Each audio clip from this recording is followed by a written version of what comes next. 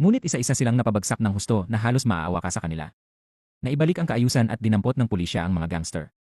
Sa puntong iyon, ang mga dating tinatawag ang sarili nilang mga hari ay natakot at lumuhod upang magmakaawa. Itinuro niya mismo ang taong dapat nilang hingan ng tawad, si Lucas, at tinanong pa niya ito kung tunay ba itong ayos lang. Nagmamadaling lumuhod ang dalawang leader at humingi ng tawad kay Lucas. Humingi sila ng kapatawaran at nangakong babawi sa lahat ng kanilang kasalanan mula ngayon. Binalaan sila ni Andrew na kung ayaw nilang mag-aral, hayaan nilang mag-aral ang iba at huwag nilang harangan ang landas ng mga ito. Pagkatapos, nang malantad ang katotohanan tungkol sa magulong paaralang ito, naipasa ang isang bagong batas. Kapag ang mga estudyante ay sumali sa gang, ng bully, o gumamit ng karahasan, haharap sila sa parusang tulad ng mga adult criminal. Dahil estudyante sila, mahigpit na ipinagbawal ang tattoo.